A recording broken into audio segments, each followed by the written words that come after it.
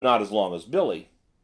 Oh, yes, Miss Neily, they had reasons you could choke a goat with, said Lizzie viciously as she arranged Miss Cornelia's transformation.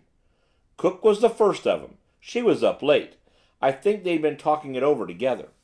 She comes into the kitchen with her hat on and her bag in her hand. 'Good morning,' says I, pleasant enough. 'You've got your hat on,' says I. 'I'm leaving,' says she. 'Leaving, are you?' says I. 'Leaving,' says she. 'My sister has twins,' says she. 'I just got word I must go to her right away.' 'What?' says I, all struck in a heap. 'Twins,' says she. 'You've heard of such things as twins.' 'That I have,' says I, 'and I know a lie on a face when I see it too.' 'Lizzie!' Well, it made me sick at heart, Miss Neily. Her with her hat and her bag and her talk about twins, and no consideration for you. Well, I'll go on.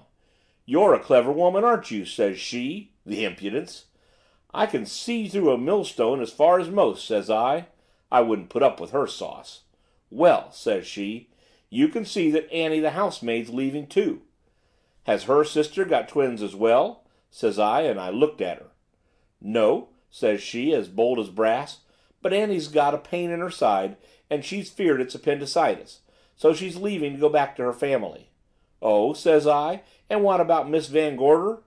'I'm sorry for Miss Van Gorder,' says she, the falseness of her, 'but you'll have to do the best you can, for twins and appendicitis is acts of God, and not to be put aside for even the best of wages.' 'Is that so?' says I, and with that I left her, for I knew if I listened to her a minute longer I'd be giving her bonnet a shake, and that wouldn't be respectable. So there you are, Miss Neily, and that's the gist of the matter." Miss Cornelia laughed. "Lizzie, you're unique," she said, "but I'm glad you didn't give her bonnet a shake, though I've no doubt you could." "Humph!" said Lizzie, snorting, the fire of battle in her eye. "And is it any black Irish from Ulster would pay impudence to a Kerry woman without getting the flat of a hand but that's neither here nor there. The truth of it is, Miss Neily," her voice grew solemn, "it's my belief they're scared, both of 'em, by the haunts and banshees here, and that's all." "If they are, they're very silly," said Miss Cornelia practically. "No, they may have heard of a better place, though it would seem as if when one pays the president extortionate wages and asks a little as we do here, but it doesn't matter. If they want to go, they may. Am I ready, Lizzie?" "You look like an angel, ma'am," said Lizzie, clapping her hands. "Well, I feel very little like one," said Miss Cornelia, rising.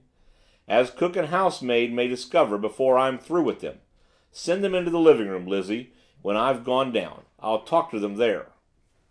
An hour or two later Miss Cornelia sat in a deep chintz chair in the comfortable living room of the Fleming house, going through the pile of letters which Lizzie's news of domestic revolt had prevented her reading earlier. Cook and housemaid had come and gone, civil enough, but so obviously determined upon leaving the house at once that Miss Cornelia had sighed and let them go, though not without caustic comment. Since then she had devoted herself to calling up various employment agencies without entirely satisfactory results. A new cook and housemaid were promised for the end of the week, but for the next 3 days the Japanese butler Billy and Lizzie between them would have to bear the brunt of the service. Oh yes, and then there's Dale's gardener, if she gets one, thought Miss Cornelia. I wish he could cook, but I don't suppose gardeners can. And Billy's a treasure. Still, it's inconvenient. Now stop, Cornelia Van Gorder. You were asking for an adventure only this morning, and the moment the littlest sort of one comes along, you want to crawl out of it. She had reached the bottom of the pile of letters, those to be thrown away, these to be answered. Ah, here was one she had overlooked somehow. She took it up. It must be the one Lizzie had wanted to throw away. She smiled at Lizzie's fears. The address was badly typed on cheap paper. She tore the envelope open and drew out a single unsigned sheet. "If you stay in this house any longer, death. Go back to the city at once and save your life." Her fingers trembled a little as she turned the missive over, but her face remained calm.